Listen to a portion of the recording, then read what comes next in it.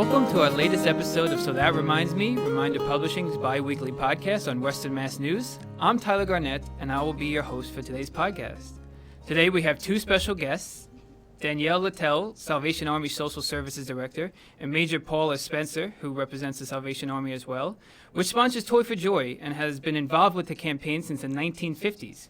Toy for Joy just wrapped up its 102nd year of collecting monetary donations to purchase toys and books to children in need who otherwise may go without receiving a gift for the holidays. Paula and Danielle were nice enough to join me to talk about the 2024 campaign, this year's campaign, and the Salvation Army. We appreciate them for stopping by, and we will get right to the interview right after a few short messages. Are you hearing wedding bells? Take a deep breath. Go Local Magazine has your back. Our wedding special section is your one-stop resource to the best in local photographers, caterers, florists, venues, and so much more. Get inspired by the couples who share their special day with us. Then check out the experts who created their perfect event. It's all here and all at your fingertips in Go Local. And are you an advertiser looking to reach local couples planning a wedding?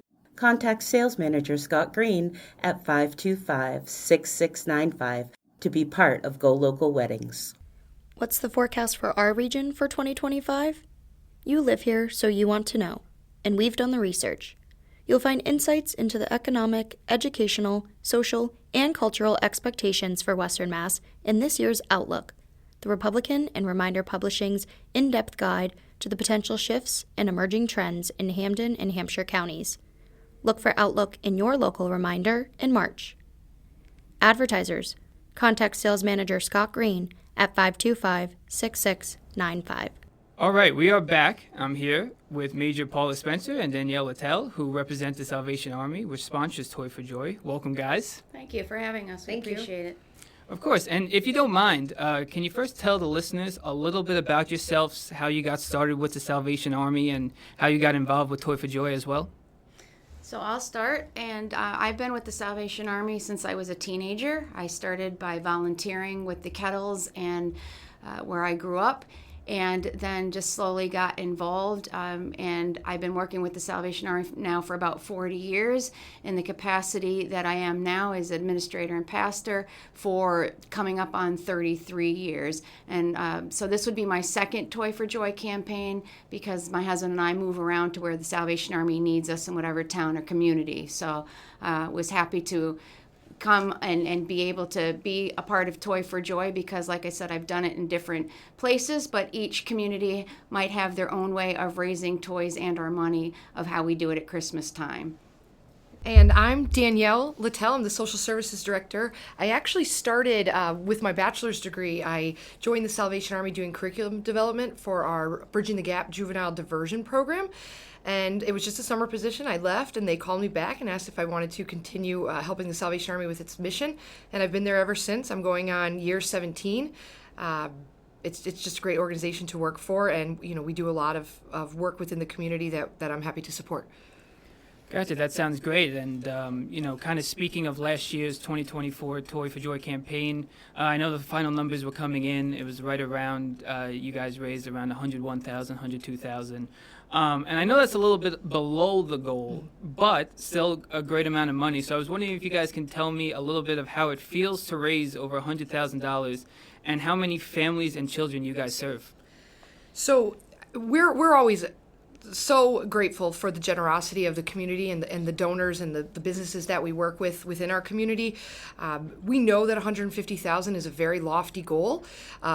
And any amount that we're able to collect is something that we appreciate greatly. The 101, it was about 101,972, and we're happy with that number. I mean, we as the Salvation Army, we definitely know how to stretch a dollar, so we will make that money work so that we can provide a successful 2025 Toy for Joy program. For the 2024 program, altogether, and these are approximates. Of course, they're we are still tabulating numbers, but we're getting the totals.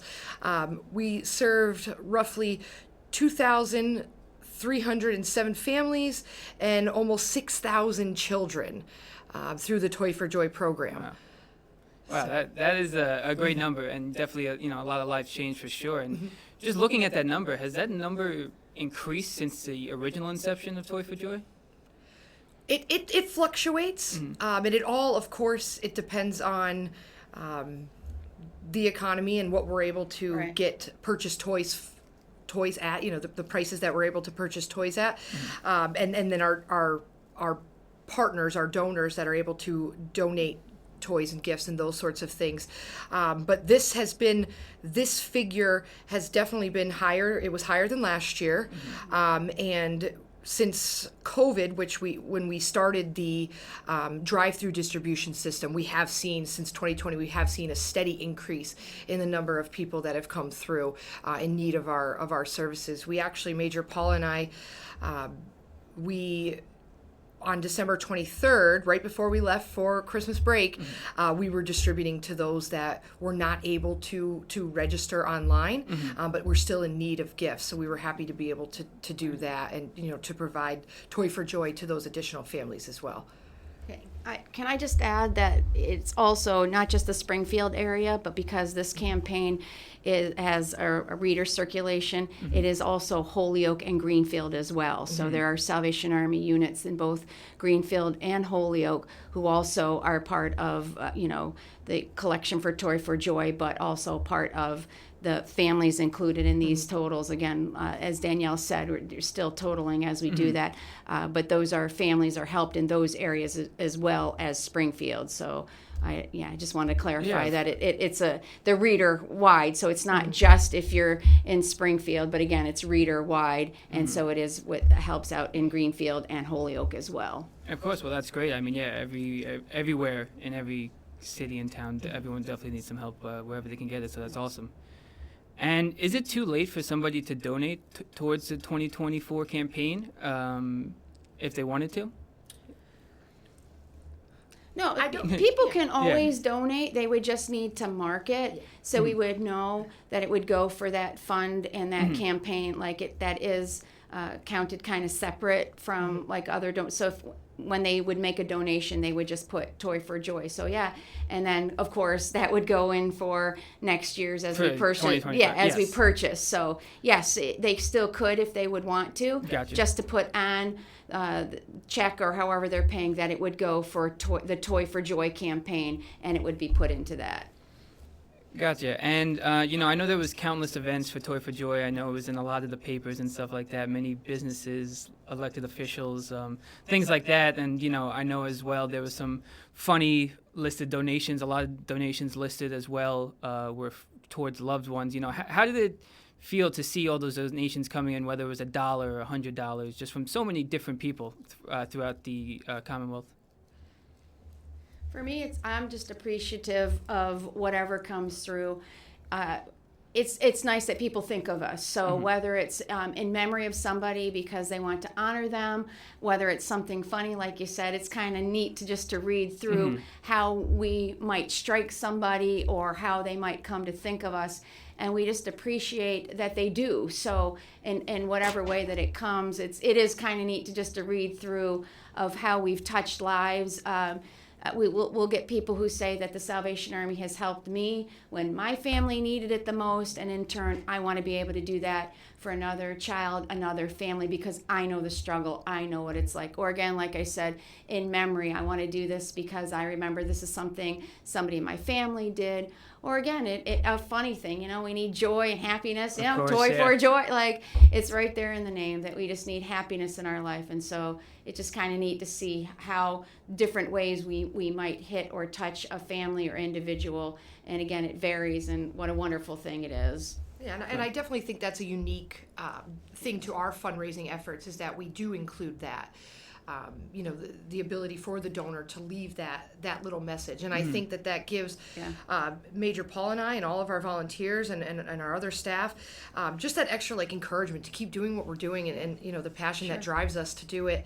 But also for the readers and the donors to see. And as Major said, we actually did have a woman, she came in and she handed me, she was like, I know it's not much. She's like, but I have to do it. And I was like, oh my gosh, it was amazing. It was a little VTech toy. It was great. Kid would love it. And she said, years ago, and she's going back a little bit before me, but she did say years ago, she said, you helped me. She's like, and every year I want I want to help. I want to give back because now my kids are older, and you helped me get through so many Christmases. And now she's doing, she wants to give back to help other families that were in her situation. So that does happen quite often, and it's great to see that full circle. I was about to say, I'm sure that's absolutely great to see. Is someone who helped kind of paying it forward. Because someone did it for them years and years ago. So that's definitely great to see. And with the 2024 campaign, you said the final numbers are still being calculated and stuff like that. What do the coming months look like for the next Toy for Joy? How does the process for that go? Do you take a few months off and kind of focus on other things, or do you kind of get ready for the next one? I will briefly, and then I'll let Danielle. We're always thinking ahead because we even are just talking about, okay, what can we do better? Not that it's not already good, but is there anything that we can do better? Can we make this process, whether it be from the donations and such, down to how they come to pick it up? So we're always, we might take a little bit off, but by the summertime, we're already starting to think and put our numbers, what we're looking for to 2025, what do we want to purchase, how many we're going. So usually, as we think about it all the time, this summer we start kind of really putting those numbers and things together and really thinking about it. So, and what we're really working on right now, of course, is just making sure that everyone that helped to support this program, our volunteers, whether they were in person or donors, that we're getting out, thank yous to those folks because we appreciate them so much. But as Major said, Toy for Joy it's tricky because we don't know who's going to sign up in 2025. So we have to kind of project the ages and the numbers of those ages that are going to come in, and so that's what we work on. We're looking at last year's figures and this year's, and we're just trying to make sure that we provide the best quality program that we can to our clients. So it's a 365-day program, but it's worth it. So. I'm sure, and I know it's months and months away from starting again. But what does that process look like? Maybe for some of the listeners who want to register, their child or family to kind of receive a gift. What does that look like? So we provide an online registration, and we make sure that weeks before that we have flyers that we send out to community partners. We have flyers that we distribute through our emergency food pantry, our front office, through our social services, and we make sure that clients have ample time to know that, okay, registration is this week. We give 5 days of registration. We make sure to release the registration tickets in increments so that if you find out on Wednesday of registration week, you still have 2 more days to register. And then once your registration is complete, you'll have a day and time to return to pick up those toys. And that's when we do our big distribution. And then in Greenfield and Holyoke, they do in-person when people will come in and fill out applications in person. So, and they as well do the same thing. They will get flyers out, dates and things, so people have ample time to know when they have to come in, what information they need to bring. So, like I said, we do ours all online, and then they do theirs in person. And folks can always call our office. It's 413-733-1518. We're the Salvation Army on 170 Pearl Street in Springfield, and they're welcome to give us a call if they have questions about really anything, Toy for Joy and any of our other social service programs that we have to offer. And again, the same would go through for the other two, both in Greenfield, or for any, if they needed to contact the Salvation Army in their area, they can go on, what's our Salvation Army ma.org, and that could direct them to whichever Salvation Army they would need to become in contact to find out exactly. While we all do some of the same basics, they would need to know, like whether it's Springfield or Holyoke or Greenfield, exactly dates, times, and things that would be respective to each one, so they could get on that website that could direct them in the right way. But so we do that with the applications in each place, and then we will give them their time when to come pick up. Again, I'm not sure, like we do ours through a drive-through, and then Greenfield and Holyoke would give the information of how they would come through and what days and such to pick up their toys and such. And we'll be right back after a few short messages. Prime, your guide to your best life after age 50, is changing for 2025. All the news and information you've come to rely on, and more, will now be coming to you in a bigger, better edition of Prime every quarter. Look for the first new Prime of 2025, our Wellness Edition, at your favorite pickup location in January. And if the Prime audience is the target market for your goods and services, reach out to Sales Manager Scott Green at 525-6695 to grow with us. We get it. You're busy, but you want to be connected to your local community. If you're not reading The Reminder, Western Mass's free weekly newspaper, you're missing out on the heartbeat of your town. Stay in the loop with all the latest buzz, from local stories to community updates and exciting events. It's all in The Reminder. Just log on to thereminder.com and dive into the hometown news you love. To subscribe to receive The Reminder at your home, call 413-788-1316. Don't miss a beat. Your town, your stories, your community for over 60 years. The Reminder. We are hometown news. And we're back. Outside of Toy for Joy, what are some other programming that the Salvation Army offers to the public? So we have quite a few different programs. We have our emergency food pantry. It's open Tuesdays, Wednesdays, and Thursdays, 9 to 12. We serve roughly anywhere from 1,000 to 1,200 people a month just through our little but mighty pantry. We have our energy assistance program. It's called Good Neighbor Energy Fund, and folks can give us a call to be screened for eligibility for that. We do personal hygiene items, clothing vouchers, furniture vouchers. As I mentioned previously, we have our Bridging the Gap Juvenile Diversion Program.